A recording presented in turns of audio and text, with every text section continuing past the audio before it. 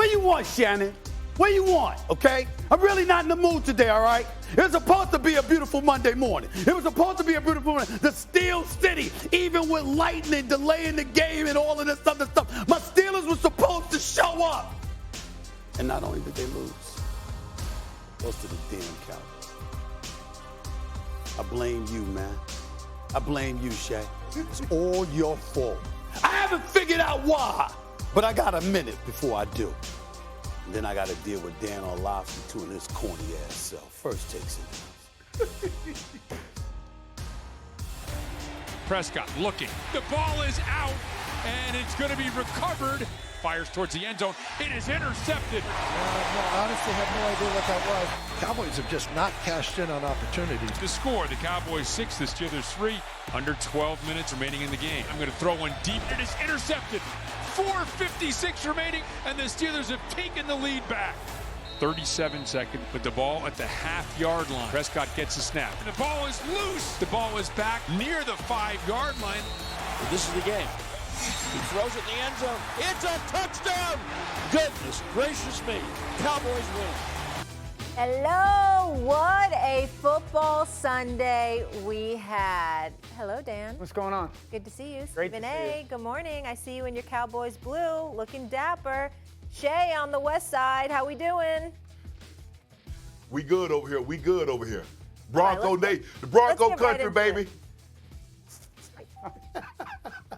Okay. My wife almost dressed me in the same exact shirt and tie combo. Really? Well, I'm glad she you were didn't. all I told her repping not the to. Cowboys. Then I would have took off my shirt on national television because I'll be damned if I'm dressing like Dan Orlovsky. That wouldn't happen.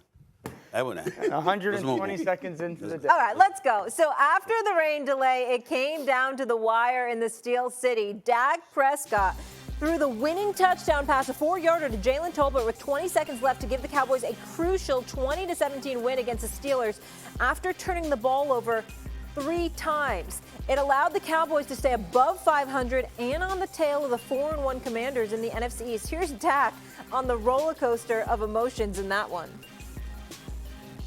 You're pissed at yourself, like you said, for the turnovers, for the interceptions. But when I realize I have the ball down 4 with an opportunity to score with enough time, plenty of time, that's all I can ask for. Bro, I mean, it was miraculous. I mean, JT literally sprained his nuts. Oh, excuse me, sorry. Sprained his nuts to play before it comes back, makes the game winner. Unbelievable. Okay, S.A., how much credit does Dak deserve for that game? Well, I'll give him credit for closing. I'll give him that. I mean, the biggest thing he deserves credit for is recovering the fumble. You understand, to make sure that they kept them in position to win this game. So, obviously, when you think about Cam Newton and how he didn't die for the football in the Super Bowl years ago, a lot of people use that as a comparison to talk about what a quarterback who prioritizes winning should do in a moment like that. Not to throw any shade on Cam Newton, I'm just saying that that's the kind of thing that, when you see Dak Prescott jump on that fumble the way that he did and throw his body on the football is the kind of thing that people allude to. And they say that's what your quarterback should do, particularly in a situation like that. So give Dak Prescott credit where it's due. He did not have a good game. A matter of fact, it was on pace to be one of his worst games. The couple of interceptions that he threw, particularly the one right there, not right there, that was a game-winning touchdown catch, but the interception that he threw near the left side of the end zone early in the game, that was absolutely awful. He did not have a great game, but when it counted most, he stepped up and he did what it took to get the job done against a Steelers team that I'm pretty down on at this particular moment in time, but I'll get to them in a second. At the moment,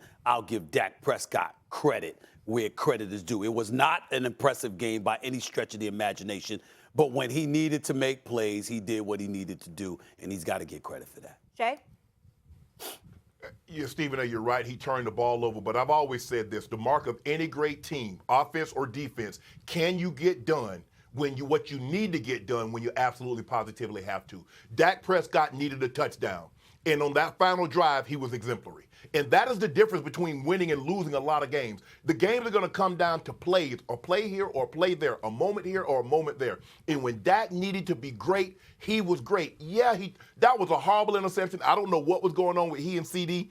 Maybe he was thinking back shoulder, CD was thinking something else, and that was a horrible turnover. He had another turnover to Joey Porter Jr., though, and he overshot, I think that was Tolbert, that he overshot. But on that final drive, Stephen A., that was Brady. That was Peyton Manning. That was Mahomes-esque because he had to get it. Can you imagine what it would have been like in Dallas? The sky would have been falling. You fall to what is that, 1-3? And you're, 3 games behind the Washington Commanders? That would have been bad. Give Dak his credit because we beat him up when he plays bad. And granted, now he wasn't going against a great quarterback on the other side. So as long as he didn't turn it over, and he liked to cost them with those turnovers, Stephen A. And Dan, I think you'll attest to that. He almost cost him the game because that is an offense that is very putrid. They don't run the football particularly well. Justin Fields don't throw it down the field particularly well.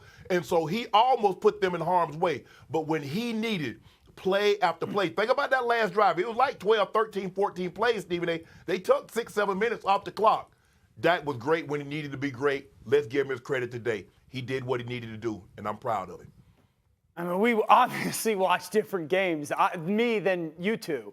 Stephen A. hits the point. The fumble is everything. If not for that fumble, we're talking about this team scoring 13 points. If not for that fumble, we're saying 4 turnovers, 3 of them in scoring position. This was not an impressive performance. This game was more about a bad offense getting bailed out by a bad offense.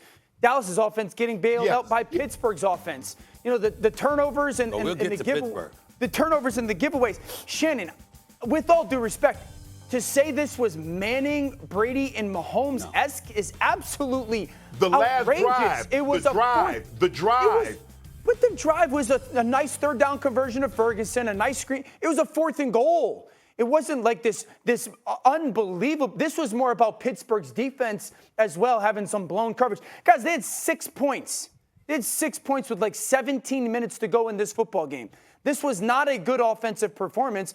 Again, some throws by Dak Prescott were good, but to sit there and say that we got to give a ton of credit and that he and the offense were great at the end is so extreme, and we've seen 2-minute drives be great. It was good. It was solid. It took a 4th and goal conversion after a 3rd and goal miss that leads to a win. The play of the game is no question the details of Dak Prescott following that fumble. Shannon, you've been in the huddle when you've heard quarterbacks get told foul in football. That's it. But to sit here and say, oh my gosh, what a massive win. This was a team that they scored 20 back-to-back wins, and they're an average football team. But hold on, Dak. Excuse me. Dio, you were the same guy that said Dak played exemplary when they played the Ravens when they were behind by 20-plus points. I'm saying, it doesn't matter. Granted, I'm saying the final drive. The final drive is what made Brady Brady, what made Manning Manning, what makes Mahomes Mahomes. When you have to have it, we've seen guys. Joe, we're going to talk about Joey B. What was the difference in that ball game? That one turnover gave Baltimore the opportunity. 5 touchdowns, almost 400 yards. The Bengals game and the Cowboys game, and we're going to make a comparison about the performance of those 2 quarterbacks. I'm saying one was a winning performance. So which would you rather wake up as, Dak Prescott or Joe Burrow?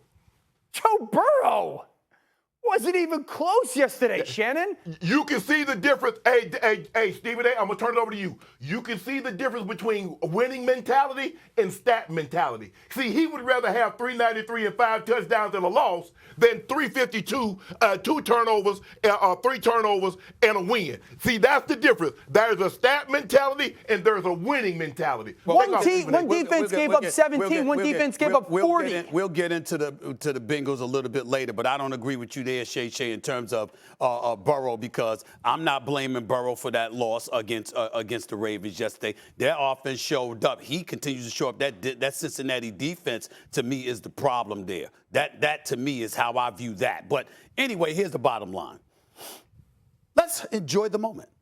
Because when Shannon brought up how you a little bit different when you're talking about Dak in other situations, Dio, he's absolutely right. He's absolutely incorrect. He's not absolutely incorrect. I never once came on after the Cowboys game and praised Dallas against Ravens. But there are times where the momentum against Dak Prescott is such, and the one who quells it is you. That is true. There are times where they had 6 points. Listen, I'm not talking about today. I'm just talking about historically. when it comes to quarterbacks. And when we go all in on a few of them, if anybody's going to come to the rescue for a quarterback on a particular Monday, it's usually Dan Orlovsky with his Orlovskys, okay? That's usually you. So don't stop and act like we He's a good player. I'm just saying, only thing I'm making a point is I'm saying there are times when you do turn around, Dan Orlovsky, and when everybody is throwing that venom and hostility in the direction of a quarterback, any quarterback. If there's a quarterback person if a quarterback out there is looking for somebody to come to their defense, it's usually you. That's all I'm saying. There's no venom getting thrown at Dak. In the end, last night, the man played when it counted. He was 0 for 3 in the red zone prior to the last one. Dan's never been high on Dak. He came through. I've always thought Dak is a good player, but if we're gonna, I didn't think he was great. Nobody said he was great. And I just said the fumble recovery, the competitive moment, the awareness in that moment, yes, it's great. And the fourth down throws, he missed throws, he underthrew. Of course, but if we're giving credit to someone for the win, it's the defense. If we're giving credit, it's how they slowed down a run game that hasn't been great this year. The question wasn't who deserved the credit. The question was how much credit does Dak deserve, period. Meaning himself. Do you look at him? How much does he deserve? And we didn't say he deserved more credit than the defense. You see how you're changing the narrative? Okay, but I mean, how are we quantifying how much credit? Because we usually point a profound level of blame in his direction. Shannon just said this was Mahomes and Brady-esque. He was talking about the final drive. Dio, I'm not going to let you do that. I'm not going to let you do that. Dan's saying it's a little aggressive, the 4-yard pass. I know you're talking about the final drive. Let Shannon defend himself. Go ahead, Shannon. Hold on just a second. In Tom Brady's first Super Bowl, how well did he play? But we remember the last drive. We remember those drives in which Tom Brady didn't play particularly well, but he ends up getting a touchdown or putting his team in field goal range, Dan. That's what I said. That's how we ultimately measure quarterback. Shannon, I'm going to help you here. We've said that about Brady. We've said it about Montana. Yes. We've said it about Elway. The one moment, the drive per se, and Elway definitely. I'm not comparing it to the drive. Of course not. We're not doing that. We're just simply saying we usually throw a lot of venom in the direction. I know this for a fact because I'm the leader in this regard. We throw a lot of venom in the direction of the $60 million man. Not the $6 million man. Not Steve Austin, the Bionic Man. No. The $60 million man. Not the $6 million man, okay? If you're a young whippersnapper, you don't know what the hell I'm talking about. But the bottom line is this.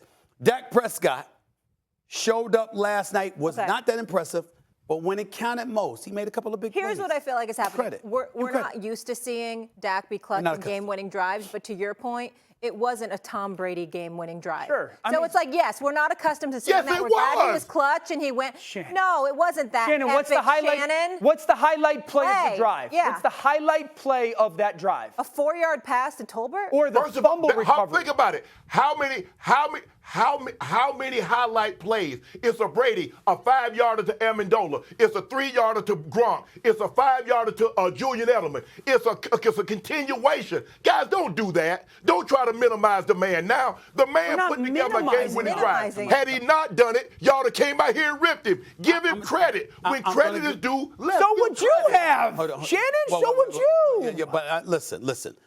Damn it, I'm frustrated enough.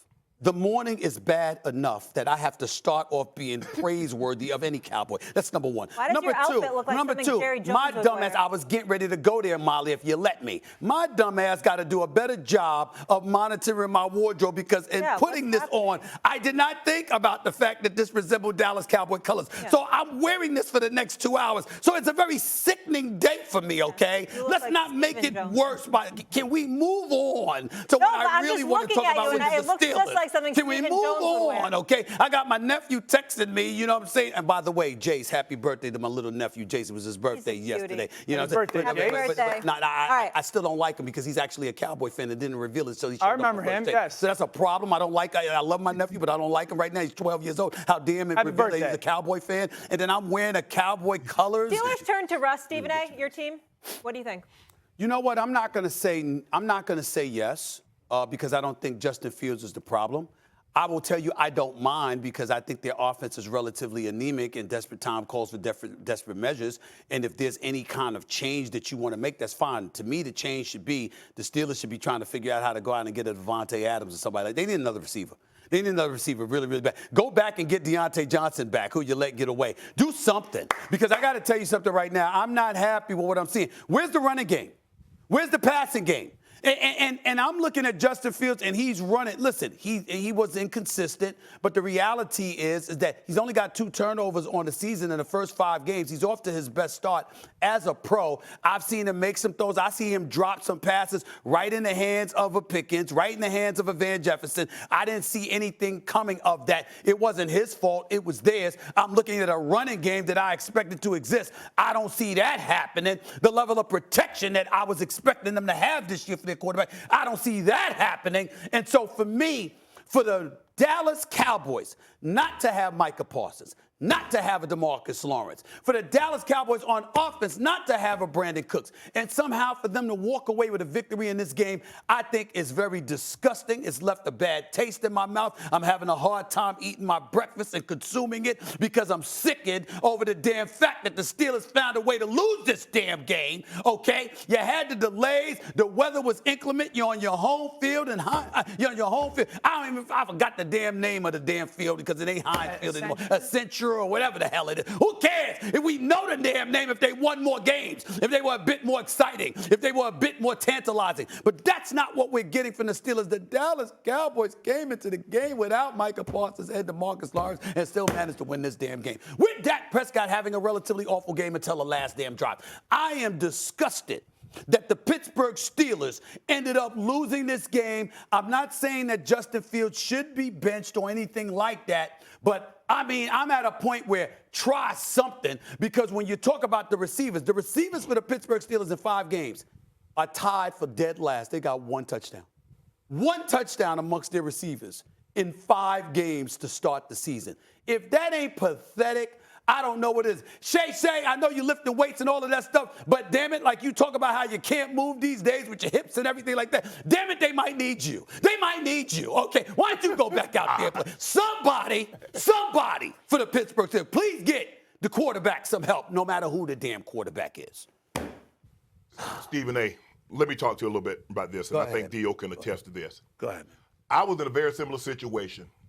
It's hard to play offense like the Steelers play offense, because I was in a very similar situation when you have an outstanding defense and you run, throw on 3rd down. Okay, we're not going to do anything because we don't want to put the ball in harm's way. We don't want to put our defense on a short field. And if we make them consistently have to drive 70, 80, 90 yards, all we got to do is play for one big play. It is a hard way to play football when you play like that, because they're not turning Justin Fields loose, because they saw what he was in Chicago. Now, he might be a totally different player, but he was very reckless and careless with the football. And the Steelers know they don't have the type of offense that can overcome those types of mistakes. So what they're doing is that they're playing to their defense. They're hand the ball off, let's run a smoke screen, let's run a jailbreak screen, let's run a screen to the running back. And they're not pushing the ball down the field. Now, I don't know if that's because of Justin Fields or the receivers. They don't have confidence in the receivers of getting down the field and getting separation.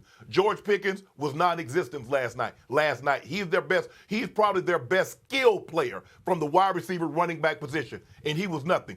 Freiermuth, I like Freiermuth, the tight end. But Stephen A. and D.O., you know this. When you play football, offensive football, in today's game, the way the Steelers play, it's hard. It is hard to win ball games when you play like that, because you're playing not to lose. You're not playing to win. And it's a very difficult situation to put Justin Fields in. Can I say this real quick, Dan, before you go? Yes, sir. You know, when you're a receiver and you talk smack, is it just me?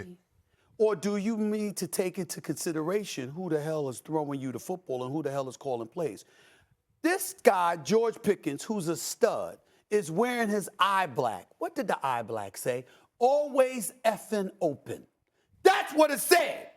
That's what it said. But until he got that 22-yard catch in the 4th quarter, the brother had 4 yards receiving. Yeah.